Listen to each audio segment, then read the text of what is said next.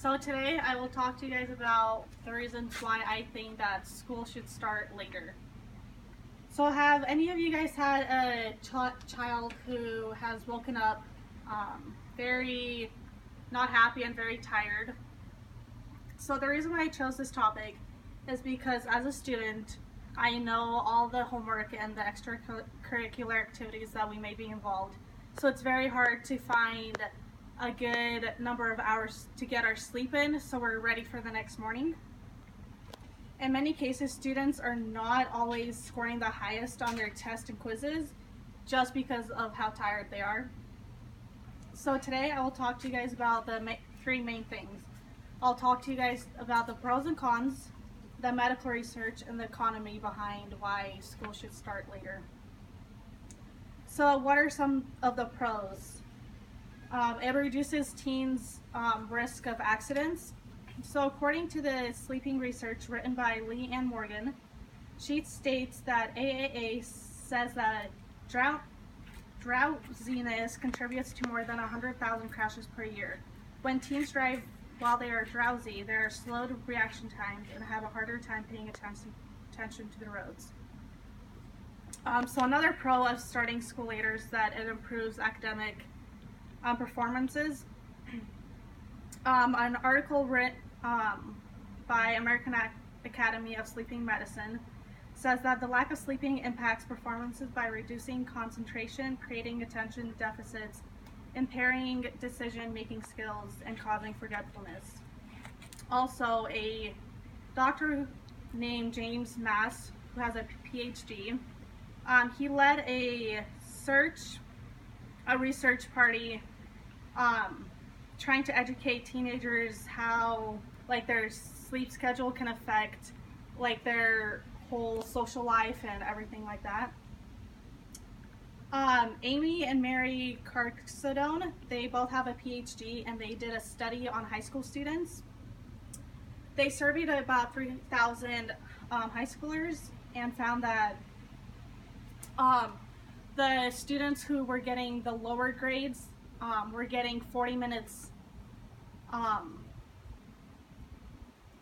later sleeping schedules, so they were up a lot later than those who are getting good grades because those are getting more sleep. So one of the cons of starting school later is that parents and children's work schedules do not align sometimes. And it is the biggest concern of changing the school times for parents. And it's not convenient for the school buses either for changing their bus schedules, and that comes with the economy side of paying more bus drivers to do the later starting times just because they might have other jobs that they might do. So now I will explain what Dr. Judith Owens, who is a pediatrician, says on starting school later. He found that studies have shown that the lack of sleep of teenagers, it increases the teenagers' depression and obesity rates when the kids don't get enough sleep and they're getting stressed out. Teens who do get more sleep, they do get better test scores and just better quality of life. He recommends that caffeine is not a good way to have teens go throughout their day. And he states that it's not simply about getting teenagers to go to bed early or removing electronics from bedrooms. Those are important things, but the biology trumps a lot of these environmental factors. The average teenager can't fall asleep at 11.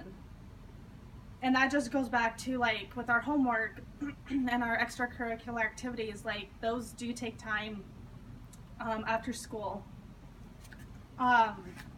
So as a student, I usually go to school in the mornings from usually 8 to 12, and then I work from 12 to 5:30.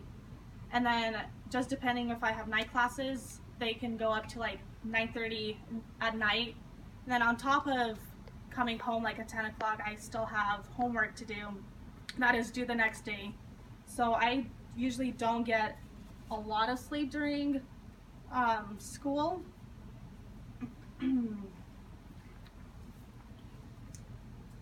Study have shown that the added academic benefits of starting